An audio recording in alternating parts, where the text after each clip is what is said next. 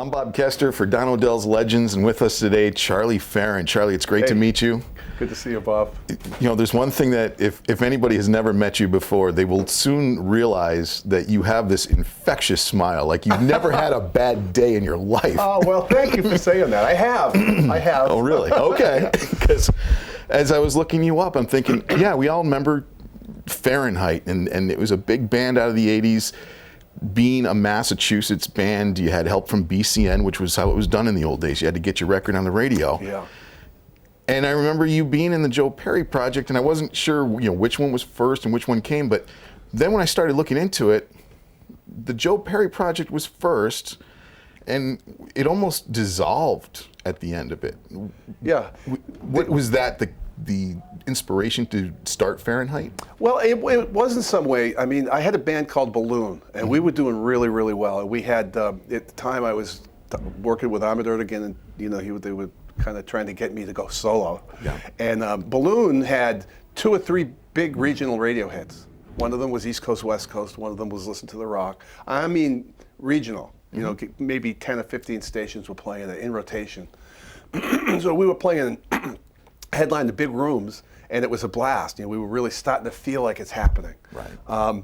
But then the Joe Perry project opportunity came along, and it was just a fantastic opportunity. And within a couple of days, we were touring with Ozzy, Ozzy Osbourne. So that band was fantastic. I just did a show the other night with Johnny A, and his drummer, Ron Stewart, was the drummer in the Joe Perry project. We toured, 80 and 81. Behind the record, I've Got the Rock and Rolls Again. Uh-huh. And, Joe was on, he had left Aerosmith, but he was really on hiatus from Aerosmith. And Tim Collins came in to manage. Don Law was our manager, and then Tim Collins came in to manage. And Tim clearly had his sights set on getting Aerosmith back together, which made business sense. And so David and I looked at each other and said, you know what? We had been writing together. And we said, maybe this is time for us to strike out on our own.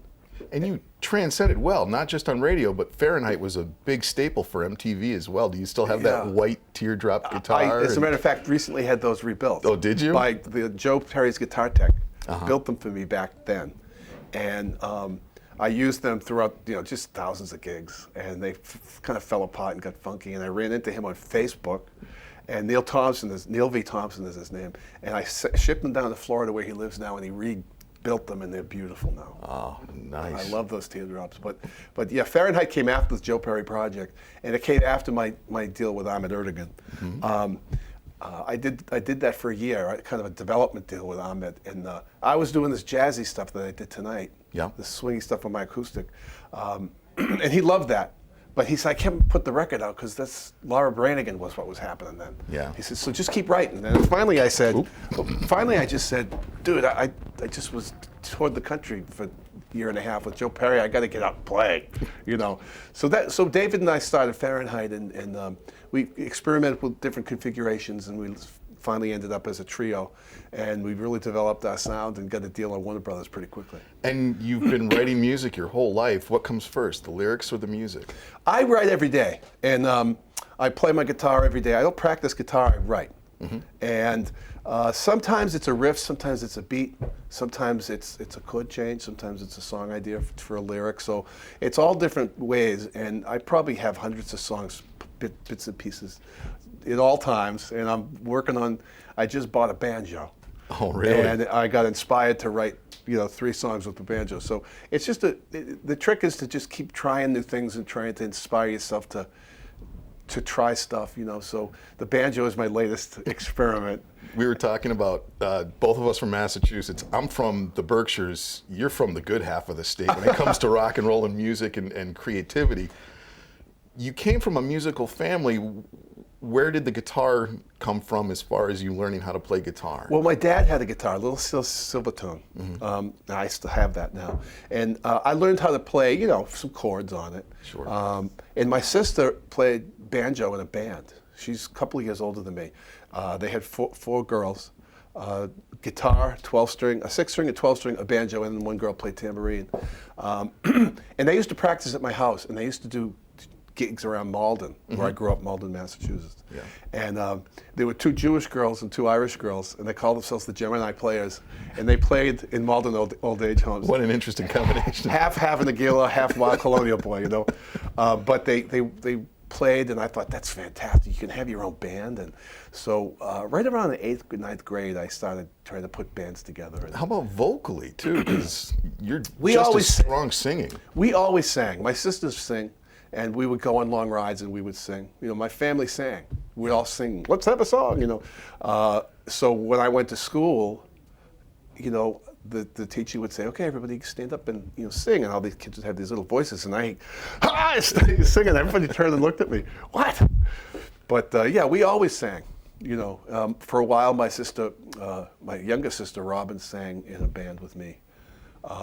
And made a record with me too. And tonight we got to see you on a nylon string acoustic guitar. Is it different to sing when you're just up alone with an acoustic guitar versus when you've got the band behind you? And Oh, it's much different. It's a different experience. And the nylon is different than the steel string. Most people play steel string guitars. And for years and years I was playing a big archtop guitar. Yeah. You know, like a D'Angelico archtop. But, you know, when I write on the nylon.